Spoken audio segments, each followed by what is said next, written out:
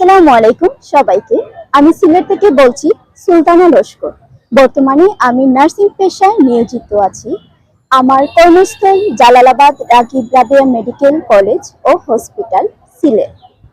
এছাড়াও আমাদের একটি সংগঠন আছে, সংগঠনের নাম আশিফা অর্গানাইজেশন, যেটি আমি পরিচালনা করি।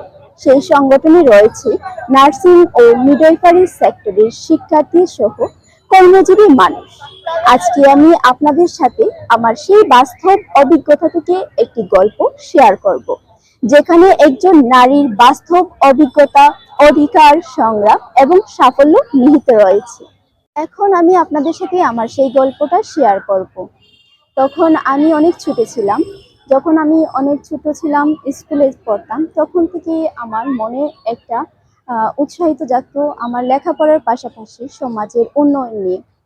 তো আমি আস্তে আস্তে যখন বড় হই, আমি পাশাপাশি আমার ফ্যামিলিকে জানাই আমি সেবা কাজ নিয়ে, মানব সেবা বলেন বা সামাজিক সেবা নিয়ে স্টাডি করতে চাই। তখন আমি নার্সিং পেশাটাকে বেছে নিই এবং সেই অনুযায়ী লেখাপড়া শুরু করি। আমি সিলেট RTMI নার্সিং কলেজে লেখাপড়া শেষ করি এবং সেই সময় থেকে আমার মনে একটা অনুপ্রেরণা জাগতো যে আমি কিভাবে মানুষের সাহায্য করতে পারি বা সহযোগিতা করতে পারি।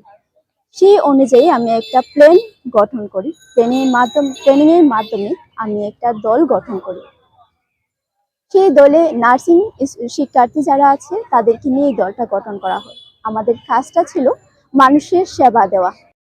যখন আমি হসপিটালে যেতাম, দেখতাম অনেক দরিদ্র মানুষ সেবা পেত, কিন্তু টাকার অভাবে তারা টেস্টগুলা বা পরীক্ষাগুলো করতে পারতেন। তখন আমার মনের মধ্যে অনেক কষ্ট থাকতো, জমা থাকতো যে কীভাবে ওদেরকে সাহায্য সহযোগিতা করা যায় বা ওরা প্রপারলি ওদের টাকা সংগ্রহের মাধ্যমে ওরা প্রপারলি চিকিৎসাটা পরিচালনা করতে পারে।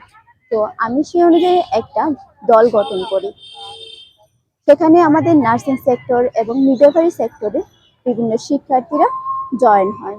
আমরা মানুষকে স্বাস্থ্যসেবা সম্পর্কে সচেতনতা করি এবং আমরা আমাদের সংগঠনের মাধ্যমে মানুষকে সাহায্য সহযোগিতা করার চেষ্টা আপ্রাণ করি। অনেক শুভাকাঙ্ক্ষীরা আমাদের সংগঠনে যুক্ত হন। সেই সংগঠনের সাহায্য সহযোগিতার মাধ্যমে আমরা অনেক মানুষকে আর্থিকভাবে সাহায্য সহযোগিতা করতে পারি এবং অনেককে সুস্থ করে তুলে দিতে পারি। এছাড়াও আমরা এই সংগঠনের মাধ্যমে আমরা বৈষম্য বিরোধী আন্দোলনেও সেবা দিয়ে থাকি। হসপিটালেও আমাদের কর্মীরা, নার্স এবং ডক্টরের পাশাপাশি আমাদের কর্মীরাও যুক্ত হন। এছাড়া আমরা মাঠে নেমেও অনেক আহতদের প্রাথমিক চিকিৎসা দেওয়ার চেষ্টা করি। এছাড়াও আমরা বন্যার্তদের নিয়ে কাজ করে থাকি। বন্যার্তদের সময় আমরা চিকিৎসা সেবা দিয়ে থাকি এবং প্রাথমিক যে চিকিৎসা দিয়ে থাকি, ফ্রিতে মেডিসিন দিয়ে থাকি। এছাড়া আমরা বর্তমানে কাজগুলো করে যাচ্ছি ফ্রি ব্লাড গ্রুপিং ক্যাম্পিং এবং অনেক যাদের ব্লাড প্রয়োজন ফ্রিতে আমরা ব্লাড সংগ্রহ করে দিচ্ছি। এছাড়াও আমরা বর্তমান রমজানে ফ্রি ইফতার বিতরণ করে থাকি। এর মাধ্যমে প্রকাশ পায় যে একজন লিডার হতে হলে বা একটা সংগঠন পরিচালনা করতে গেলে আমাদের একটা পরিবার দরকার। যৌথ পরিবার বলতে সেখানে অনেকগুলো কর্মীদের প্রয়োজন, যারা একটা দলের নেতার বা লিডারের কথা মান্য করবে এবং সে অনুযায়ী কাজ পরিচালনা করবে। আমি সেখানে নিজেকে বলবো সাকসেসফুল, কারণ আমার কর্মীরা সেখানে অনেক ভালো কাজ করেছে, প্লাস আমার কথা অনুযায়ী সে অনুযায়ী আমাদের সংগঠনটা পরিচালিত হচ্ছে।